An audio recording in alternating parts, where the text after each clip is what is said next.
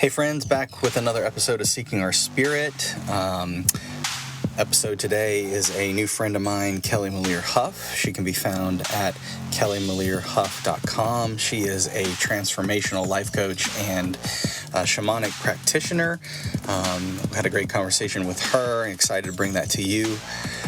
So I hope you enjoy. As always, if you want to be a part of the show, contact me at seekingourspirit@gmail.com. If you want to be a part of the show or are interested in spiritual direction. And yeah, hope to hear from you and hope you enjoy. So we're rolling.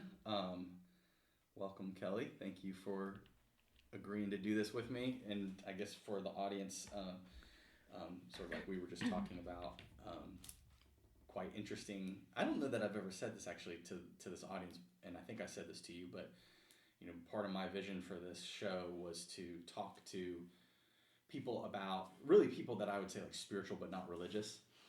And obviously because of what I do, I don't have access to a lot of those folks. And then just the way that this show sort of shaped out was, the people that I have the easiest access to are most of my guests, right? And so I got frustrated and then literally just started like Googling Knoxville in terms to try to just have access to folks and meet folks that that would be more in line with what I was hoping for initially.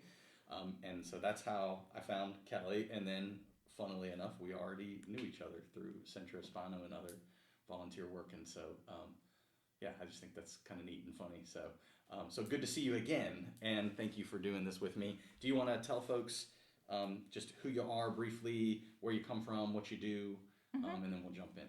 Sure. Yeah, well, I'm very happy to be here with you, Brett. Great to reconnect. And yeah, my name is Kelly Melear-Hough. I am a transformational life coach and shamanic practitioner. I grew up in Georgia, and I've lived in Knoxville for 27 years, I think. Okay. Raised my kids here and worked in community and migrant health for 25 years. And now I started this coaching business about 3 years ago. Awesome. Cool. And we'll get to hear about that, I'm sure, in your journey. So great. Well, then, so just diving in, obviously, as we know, we're sort of exploring what is spirituality to different folks. What does that word mean? What has that looked like in our lives? And so where does that story begin for you? Is that childhood? Is it an event? Is it your upbringing? Where do you sort of enter into thinking about Kelly's spiritual life? Mm-hmm. Yeah, so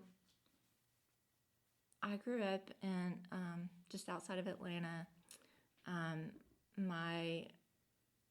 My parents weren't super religious, but my father was raised Baptist and my mother was raised Methodist.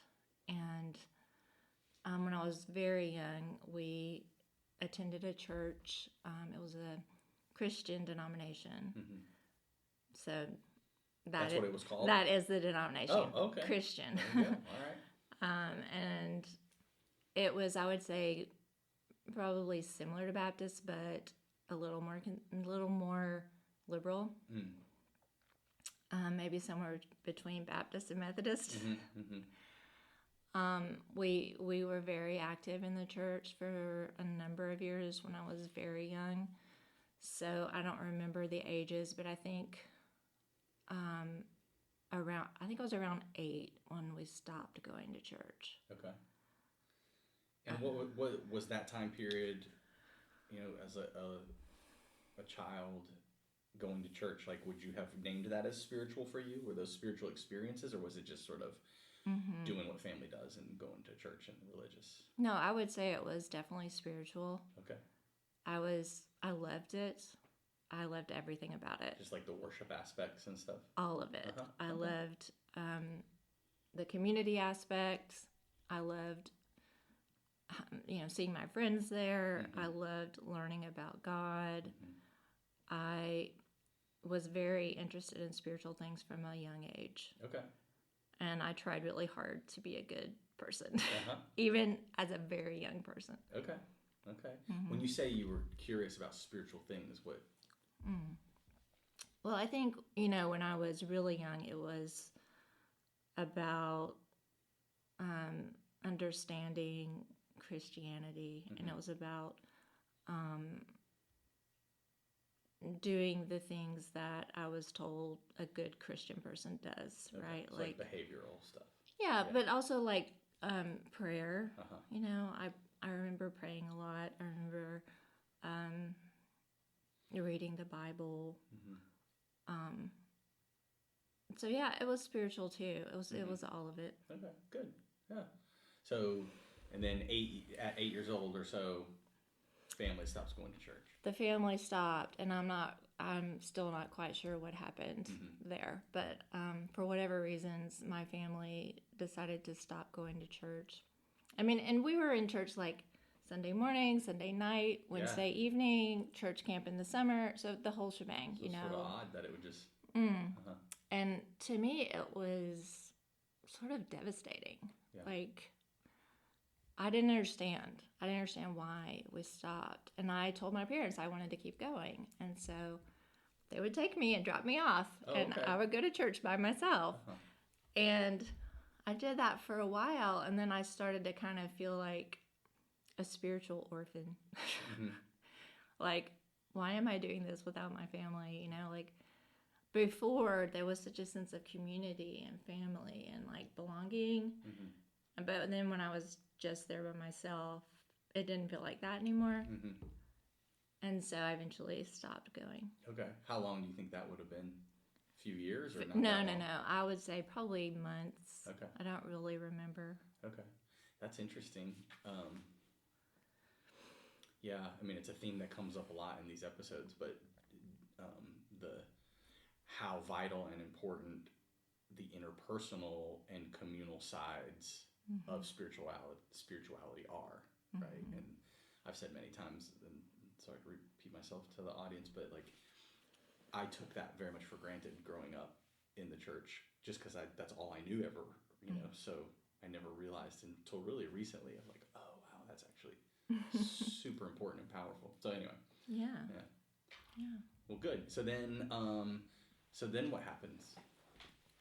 So I think it's significant to say that my mother was kind of like my spiritual role model. Okay. And even though we didn't go to church after a certain age much, she every day of my life was up before me reading her Bible and praying, and she got the little Daily Bread magazine, and she used that, and so that was sort of my example of spirituality and what it means. And I think I took from that too that it's sort of an active thing, like you create it yourself. Like you don't just have to wait for it to happen, right? You can be intentional about it. And is that mainly, it sounds like that mainly took the shape for her in like prayer practice and like prayer disciplines. That I would say reading, studying, and prayer. And it was, I think, on her part, what sort of sustained her and helped her through difficult times. Yeah. Okay. Cool. So, so does life go on like that? Like, does family ever return to church? My mother and I returned, like when I was early teenage, but we never returned as a family. And we went to a different church when we did go. I also went to a Church of Christ with a friend for about a year. But my parents then divorced when I was 17. They separated. Okay. And also around that time, I think my mother started to expand her own spirituality into like more of an Eastern tradition, Eastern religious tradition, and so I started to learn more about that. So like Buddhism, Hinduism, meditation, not really specific to any religion, but meditation and just the sort of concept of creating your own reality, vision boarding, that kind of thing. Sure. It goes back to that intentionality you were mentioning. So from like 8 to 17 for you, did spirituality just continue to look like you described already, like sort of just your personal prayer time, that sort of stuff? Yes.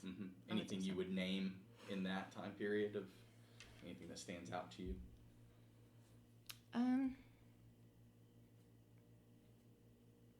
I think it was just, sort of a very individual, personal kind of connection with my idea of God. And it was, I think, the morality piece was big, and sort of figuring out, like, what does it mean to be a good person, and what does it mean, especially when I was a teenager, like,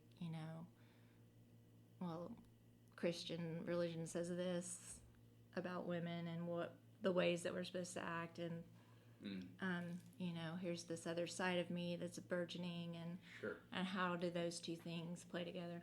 Sure. Okay. So you start then exploring other religious traditions or practices with your mom around 17, 18, like that? Okay. Yeah. Okay. And where does that lead you? So I also leave my home, Atlanta, and move to Pennsylvania for college. And I'm pretty much, not in contact with my family very much, except through letters and occasional visits. So I also started exploring religion in college, and I'd take a ton of religious classes. Okay, so like academically. And I majored in anthropology and sociology, and so I'm looking at human behavior from all different aspects, right? And those are great classes. Learning about Eastern religion and Judaism and other religious traditions. And is there? I mean, a lot of times, folks, when they say they're in college, a lot of folks would say they didn't have much of a spiritual life. But what would you say? I didn't belong to a church, but I was very actively thinking about religion and morality and what it means to be a good person. Yeah. And did your practices continue? In terms of prayer, Like meditation. Yeah, I would say they expanded. I started doing a lot of journaling. I started using practices that I was learning from a little book called Creative Visualization. And it's kind of like an Eastern religion starter book, I would say. So I learned how to meditate. I learned how to set goals and work on creating what I wanted in my life actively. So is that, would we call that like manifest destiny, sort of? Would that be?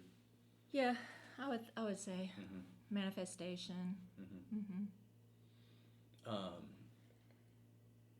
And what is for you in those times, right? So we're talking. It's interesting. It's interesting for me the categories that we talk about when we talk about prayer or meditation. And I tend to not treat those differently, but I feel like when people use those words, they distinguish those things. And so I think in a general way, usually when people talk about prayer, they're talking about this like talking to this almost like genie in the bottle God, where, hey, I need to make this request, and the old man with the beard in the clouds is like, may or may not respond, right?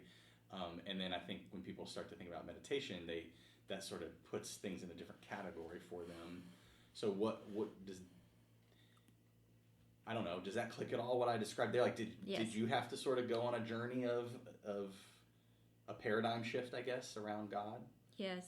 Yeah. So I would say, I started out with the sort of Christian idea of God in the sky, the old man. I don't think I ever really had like a super negative, like judgmental idea of God. But yeah, when I started to meditate, it shifted from a me talking to God prayer practice to a me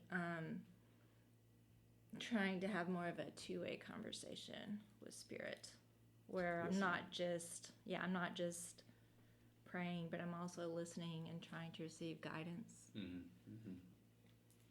Yeah, that listening piece. Yeah, it is interesting how in general, I don't know. I feel bad saying this. I don't mean to sound so judgmental to my own faith or religion, but so often that listening piece in prayer is not there. I would say that's probably true even in meditation. If people are really honest with themselves about where they go when they're in those states, most of it is us putting out. Most of it is us putting things out there versus listening or receiving. Or yes, that's interesting. So you start delving into those experiences. Your concept of what this thing we call God is changing, and so then what happens?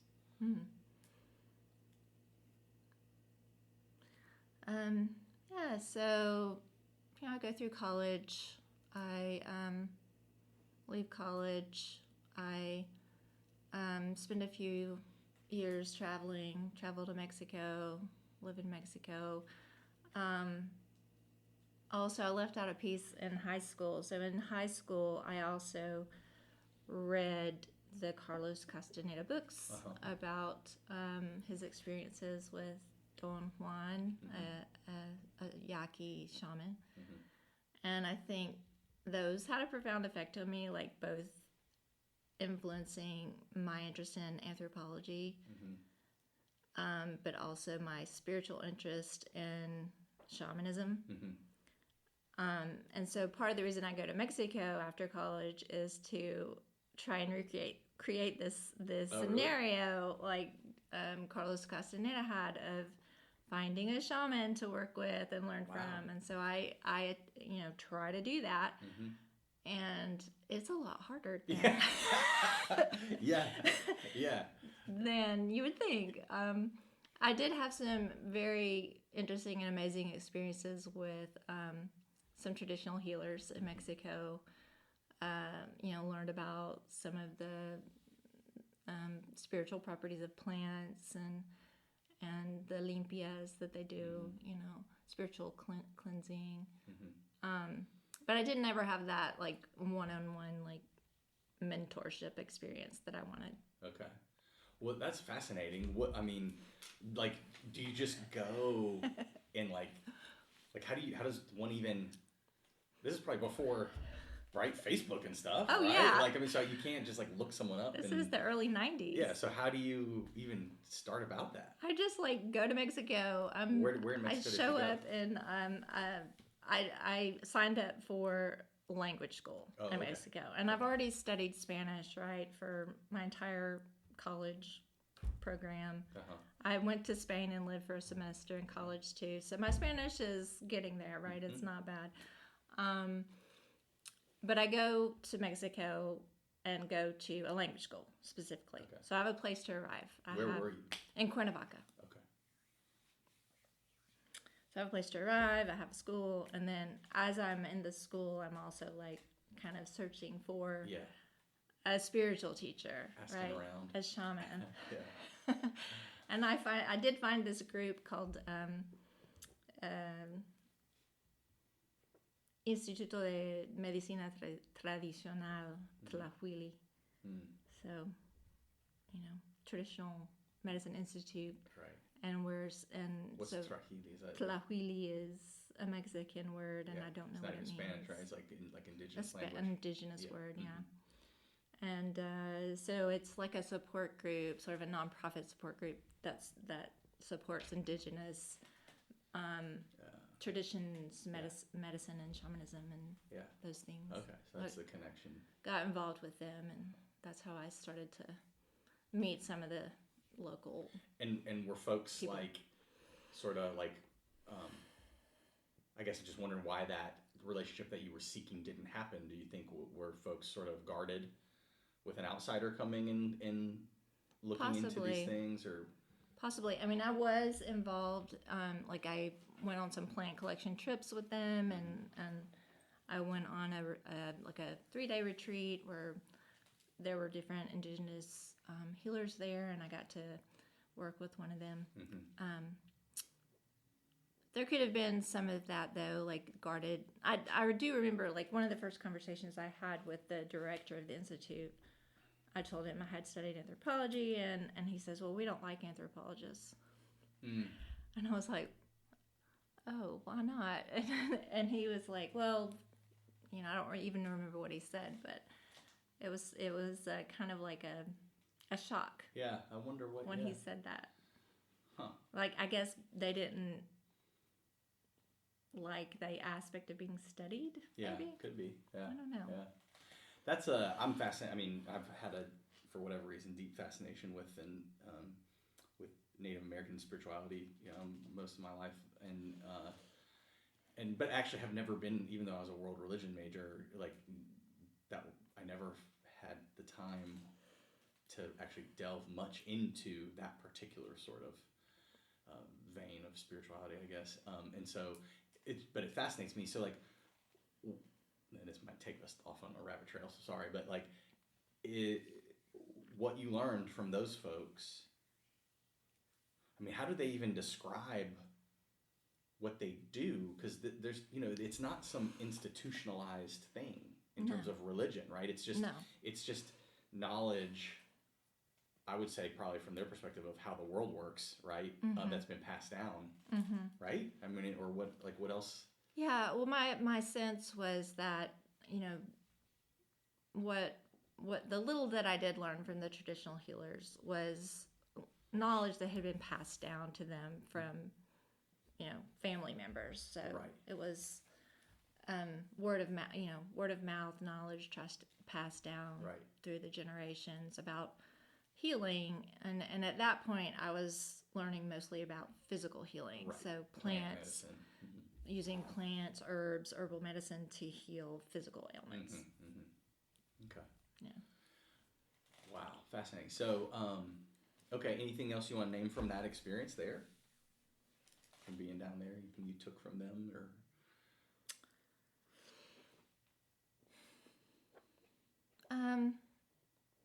I did get more interested in herbal medicine. When I came back, I worked in an herb store and sold herbs, basically. Mm-hmm. Learned more about that for a while, but ultimately I think I'm really more interested in like spiritual healing and emotional healing. Mm-hmm. So I moved away from that. Okay. Yeah. And so this is still Pennsylvania when you come back? When I came back, I went back to Georgia. Okay. And then lived in North Carolina for a while, then went to Mexico. Oh, okay, got it. Okay. And then came back to Georgia. Okay. And stayed there and worked? In the herb store. Okay. And then what happens? So, I've learned a lot of Spanish at this point. Yeah. I want to use my Spanish. I love working with Hispanic people. So my mom's in North Carolina. I moved there because there's like this big population of Hispanic immigrants there. Mm-hmm. They're working in tobacco. I get a job working in healthcare as an outreach worker because I can speak Spanish. Yeah. Right. And so I start thinking about working more, and that work for me is kind of a ministry too, because it allows me to feel like I'm making a difference mm-hmm. in the world. Mm-hmm.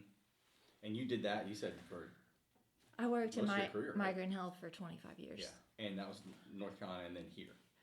And Florida. Cool. So I traveled with the migrant stream from North Carolina to Florida for a season, and then back to North Carolina. And then I moved here. Okay. So that's a big swath of time. So like, is the spirituality piece like just like growing in you in terms of what that becomes in your life later, or like what's going on, or is it? I don't know. I guess part of the sense I'm getting from your story is like and because I know where you've come now. So there's some sort of like a call for you to move in that direction, right? Was that already going on back then, or back then was that just sort of still your spiritual growth, exploration, etc.? So I got interested in shamanism in high school and tried to sort of recreate that scenario in Mexico. Saw how hard that was in reality, right? Came back, started working in migrant health. And then when I moved to Florida, I discovered the Unity Church and got involved with that, which I loved because it was Christian enough to make me feel like, kind of comfortable with it. But it was also kind of took out the pieces of Christianity that I didn't really like talking about hell and sin and those kinds of things. Those that you don't talk about those in Unity. It's error, right, instead of sin. And so I was a member of the Unity Church for about 20 years. Okay. Yeah. And what did spiritual life look for you there? Community was one aspect of it that I loved. Sort of a like-minded community. There's that theme again for you. Yeah. But after I moved from Florida back to Georgia, there wasn't a Unity Church. So there was a number of years where I didn't have access to Unity. I went to a Presbyterian church for a while with my mom. But then when I moved here, there was a Unity Church. So I got involved with that church, and I raised my kids in that church. Okay. And so they got to learn. As I call it Christianity light because there's a Christian aspect to Unity, but it's not really what's emphasized. What's more emphasized is like who you are as a person, and like the Christ within, and like being a good person in the world. Yeah. Sounds pretty Christian.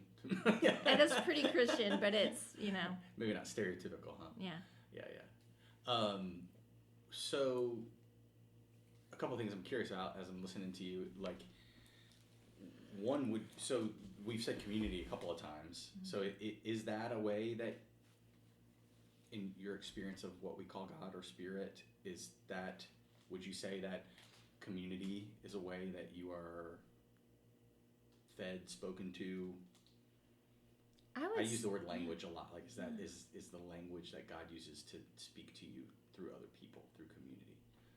That's an interesting question, and it's not something that I have really thought about, I think. But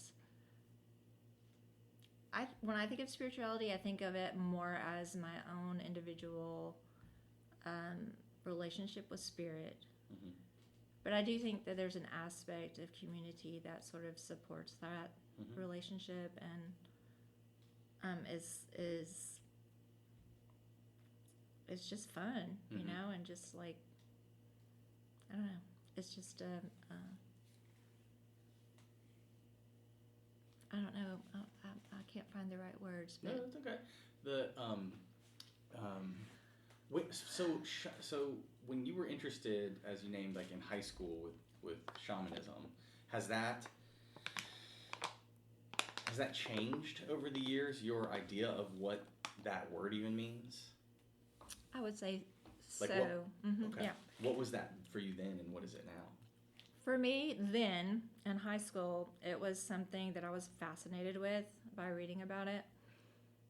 I don't think I even understood a lot of what I was reading, but I was still fascinated with it, and I wanted to understand. But I just found that it was just too hard. It was like there was no path to studying it.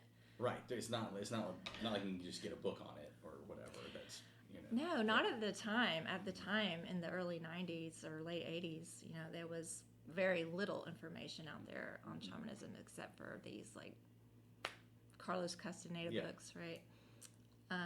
So I tried to recreate it in Mexico. Didn't really happen. Came back, kind of, started working, then got married, had a family, and had to focus on reality.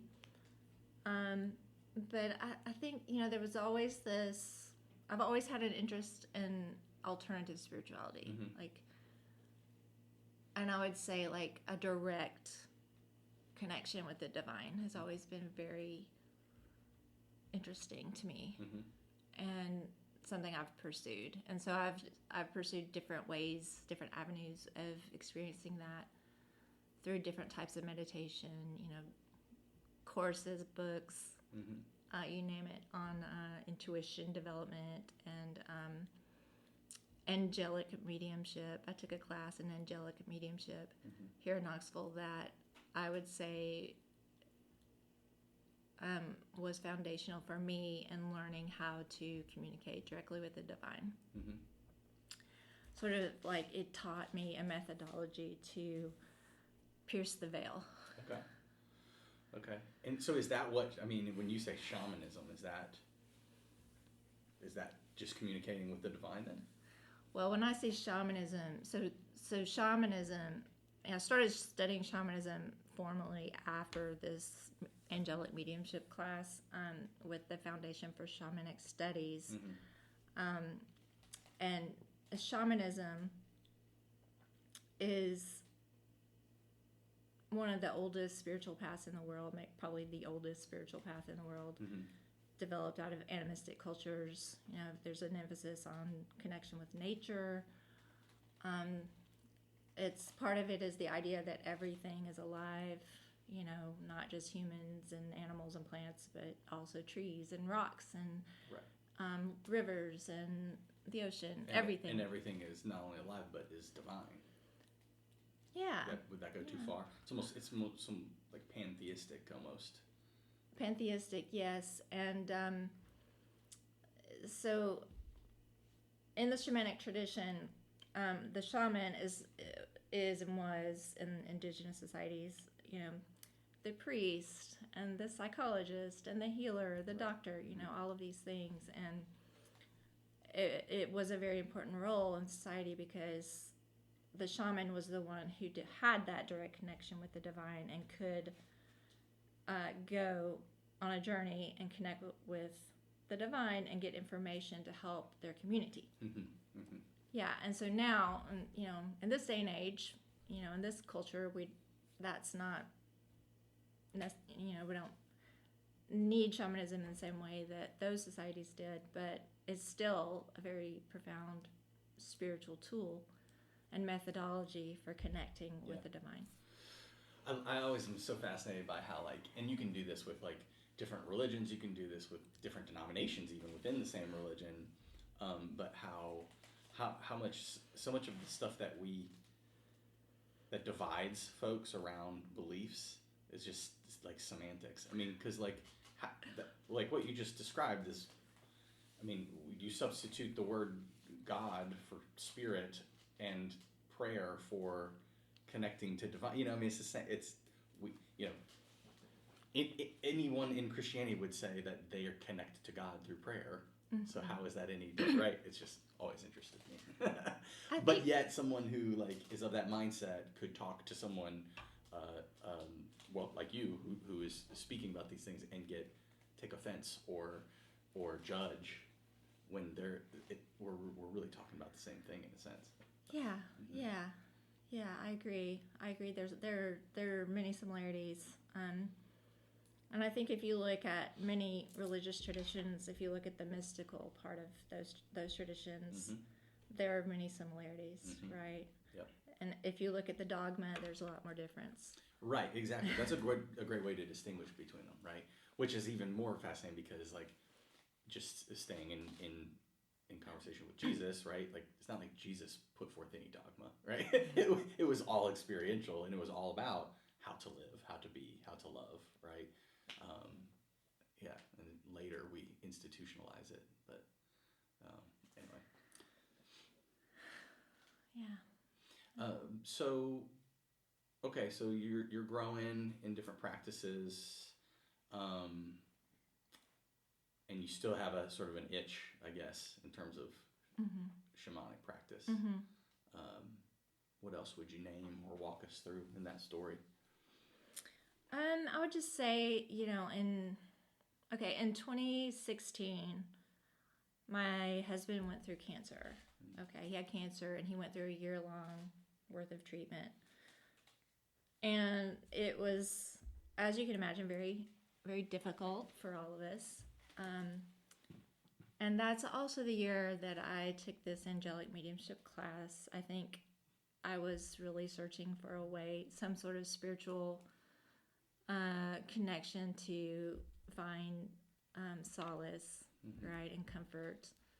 Within that hard, traumatic time, essentially. Yes. Yeah. Mm-hmm. And so I felt like that I was able to connect with spirit in a way. I learned how to do that in that class. Mm-hmm. That was just really profound and really helped me deal with the situation. Would you say it's profound because it was so experiential for you? Yes, it was so, just so real and so visceral and just so helpful. Mm-hmm. That's what I find, back to that sort of point about how so often people, when they say prayer, they're just lobbing these requests, and I tend to experience people in the church having a frustration in their relationship with God because they're not getting what you just named, right? They're not experiencing, right? Which I don't know. I think that's just because we've dumbed down or neutered, or I don't know what kind of word we want to use, prayer so much that it's people don't even know that, I'm supposed to listen or feel or be in tune with this thing I call God, right? And also just so much of the language that is used in Christianity, I think, encourages or reinforces people to treat God as if God is way out there somewhere and inaccessible, when that's not what Jesus taught or said. And no, actually, we can be, we can experience and be in tune with the presence of God anytime, So anyway, I don't know why. I think that's important. It's an important thing to say, because I think that also we get a lot of messages in our society and from the church, at least some churches, that tell us not to trust those voices or those messages that we get, right, from prayer or from contemplation, right? So we're told especially it's our imagination. Well, yeah, that's a really good point, because it's also in today's world, society, our American society, is so materialistic. I mean materialistic in the science sense, right? So anything like that is just woo. And so that sort of limits that conversation, or limits people's openness, right? And then also there's the other side. I don't know if this is what you were getting at, but particularly if you're from a very conservative, fundamental sort of Christian background, then very actively people stamp out those experiences because they could be of the evil one, or right, or whatever, right? So it's yes. So you got but there's both of those angles that do sort of, I would say, intentionally, and some of it's maybe even just subconsciously, but that sort of hinder us from that experiential level of God. Holy Spirit, Right. I think for me, at least, it was kind of like a process of unlearning some of the things I learned earlier in life, and allowing myself to treat what I was experiencing as real in meditation. Yeah. And so I learned this methodology of shamanism, which is really the journey is central to it, and the journey is simple method of using either monotonous sonic driving like the drum or the rattle, or it could even be like chanting or dancing, to kind of enter into a trance state or just a meditative state. Yeah. And then that's the state in which you can experience God and spirit, right? That's where you go as a shaman to communicate with spirit in what's called non-ordinary reality. See, like even there, I like it makes that, even that definition makes me think of when you step back and look at, now this won't work for people who aren't familiar with like a liturgical church, but when you look at Episcopal Church, Lutheran, Catholic, right? These liturgies, in a way, you could describe them in the way you just did, right? That the smells and the sounds and the beauty of the space and the movement and the singing, all those things were tools employed to create, just you could say to sanctify, right, the space and the moment, to put you into that. I love that, and I had never really thought of that before, but yeah, you're right. Yeah, I mean that's truly the way I look at the liturgy. I mean that's what it was designed to do. Actually, not to get too out there, but like the earlier forms of even the church buildings were intentionally built in whatever location they were built, because people also paid attention to the ley lines and the water, and that's what the acoustics are about. That's what so Yep. Interesting. Semantics, see? It's semantics. No, but you're right. It's like, they're aspects of ceremony, right? And those things that we do in ceremony are designed to get us into a different state of mind and slow down our brainwaves, right? So that we can enter what I call shamanic consciousness and communicate and receive messages from God, from Spirit. Yeah. As the person who leads those ceremonies, it has taken me a long time because of the performative aspect of it, and you're human and you're worried and you try to make sure everything's good and perfect and whatever and goes the right way, and but it's taken me a long time to actually then be able to, I would say, sometimes get into those states where I would just call that true prayer, like where I'm actually in that other, I don't know, it's a different consciousness in some ways, where I truly experience the presence of God there. I was thinking about, that reminds me of how, particularly in the Episcopal Church, there's a lot of people that will sometimes feel or express like, hey, I'm saying all these words, but like sometimes I'm there and I'm not focused or in tune to those words. And something that I have said, and I know other priests have said, is like, that's great. That's why they're repetitive. That's why they become written on your heart. And so that then when you come in and you go through the liturgy, you may not be hanging on every word, but you're getting into that place, right? Yeah. So, very cool. So, okay, so then is that sort of, does that bring you to sort of close to now? So you start studying in the institute, right? And then does that become like, hey, I feel, you obviously made a decision at some point to go all in, right? Yeah. So studying shamanism, learning shamanism was just really powerful for me. Gave me a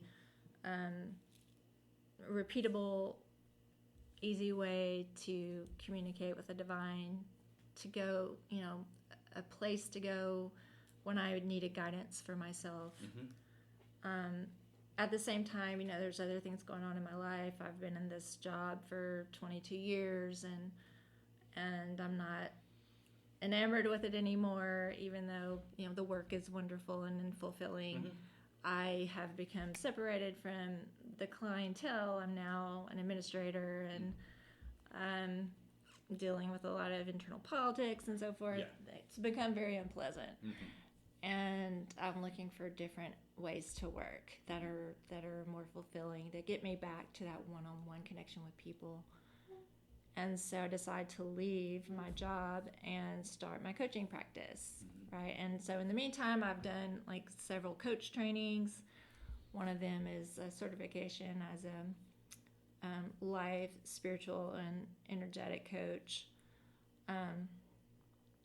And so I start my practice, and so that's what I do now is I help people change their lives. I help them transform their lives. And one of the things that I do with my clients is lead them through journeys so they can learn how to connect with spirit on their own and get spiritual guidance, direct revelation. Yeah. And what does that look like in those terms for folks? So when you walk someone through that experience, how do you explain what's happening? So we talk about shamanism like we have today a little bit.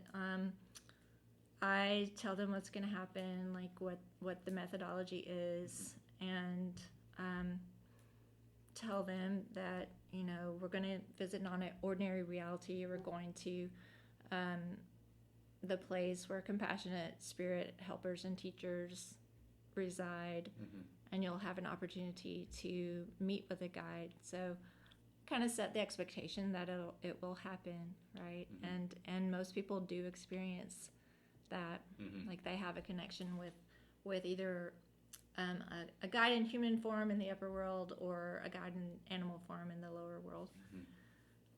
Okay. And our guide, what, like in those terms, like what are guides? Are they people who have gone before us? What is that? Or are they like more like angelic, where they're beings of a different realm? I think that piece would differ depending on which different shamanic tradition you're talking about. Yeah. Right. So for me, I kind of treat it as a mystery. Like, and I'm okay with that. Like, I'm okay. I still believe that there's a lot about God and the universe and spirit that I don't understand. Sure. And I probably never will.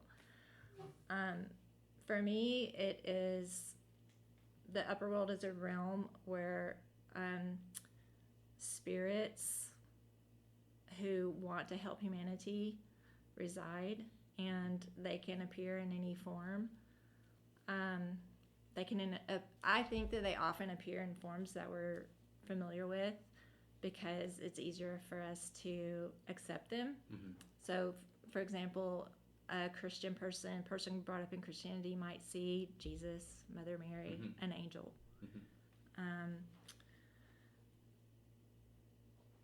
So the answer is, yes. I don't really know. I don't really know who these spirits are. Sure, I think, sure. But I have the belief that. How can we know any of this? Right? Like in Unity, we used to say there's only one presence and one power in the universe and in my life, God the good, omnipotent. I believe that. Like I believe in the goodness of spirit and the oneness of spirit. Like I believe we're all pieces of spirit. Sure, the divine spark. Sure. And that includes the spirits that we encounter in non-ordinary reality. They're all some aspect of spirit to me.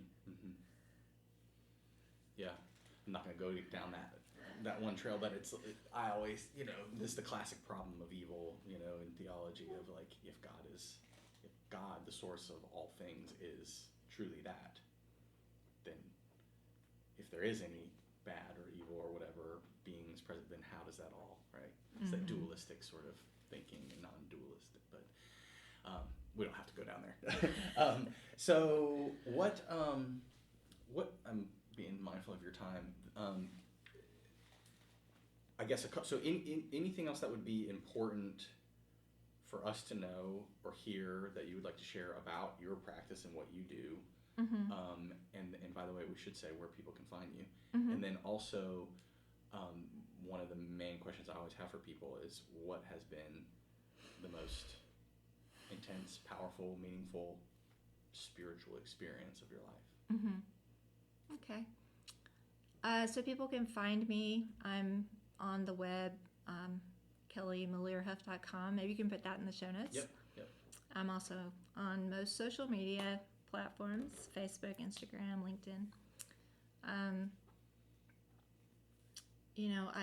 I enjoy working with people who are kind of like searching and seeking and kind of feeling stuck, maybe a little confused about their path forward in life. Mm-hmm. I've been working with a lot of people who are sort of like late career, who are like I was, and sort of like burn out and want to do something different, more meaningful, more fulfilling. I like helping people work through those issues and figure out their next steps. And I have, I like to work with people who are willing to commit to a period of time. And my program is a 90-day program. It's called The Path to Transformation. Okay. So I invite anybody who's interested to check that out. And as far as my most profound spiritual experience, I think the one that comes to mind for me is early on,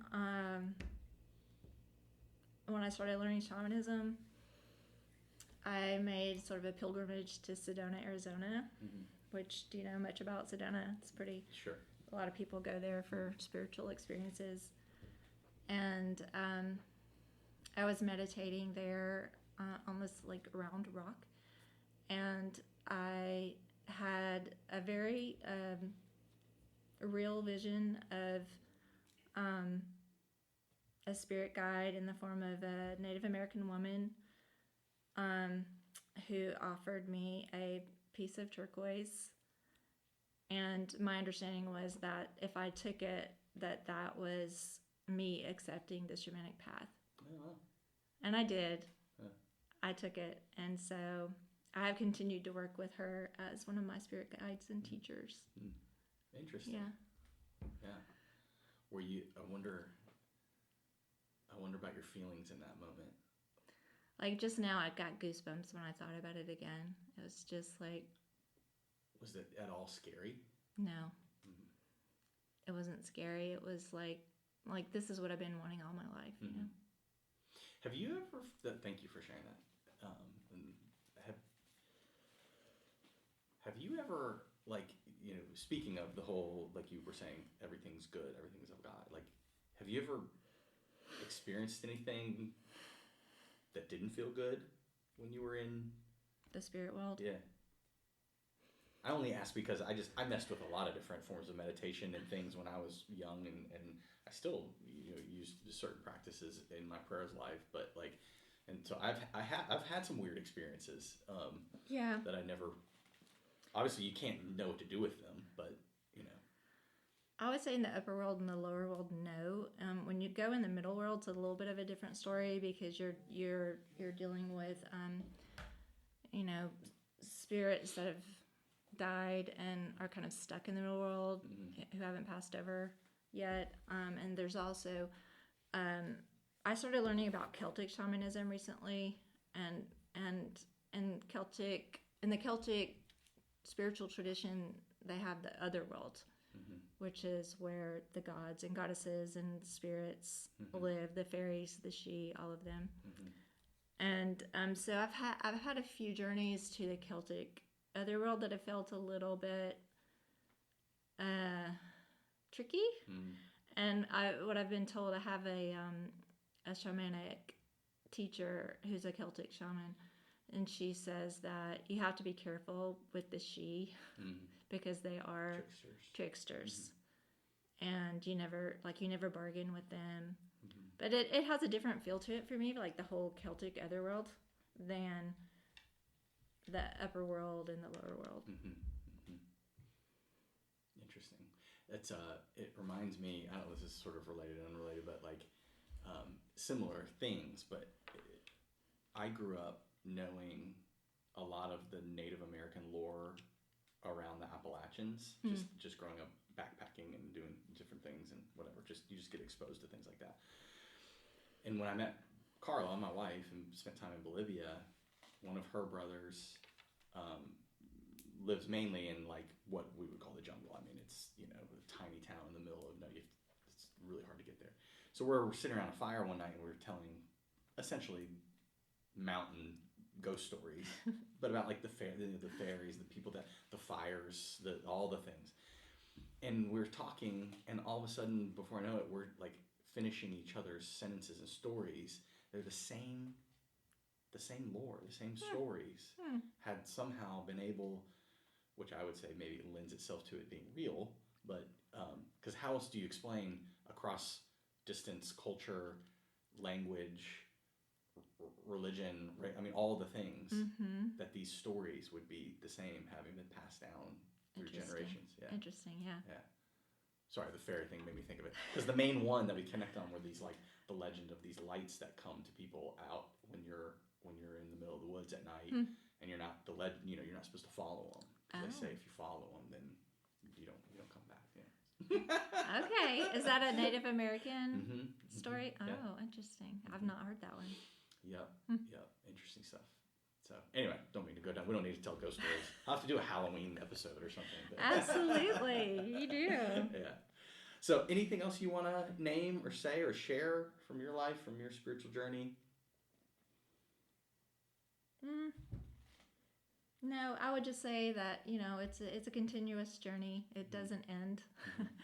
I think it's my idea of God and spirit are always evolving, right, and changing. Yeah, and that's having a relationship, right? It should be. So good. Well, pleasure for me to get to reconnect with you and to hear this side of your life and story. So thank you again for making the time and coming out and sharing with me. And then tell folks one more time again where they can find you. Yeah, absolutely. It's been a real pleasure for me too. KellyMelear-Hough.com. That's KellyMelear-Hough.com. Awesome. I appreciate it, and we'll catch up again soon. All right.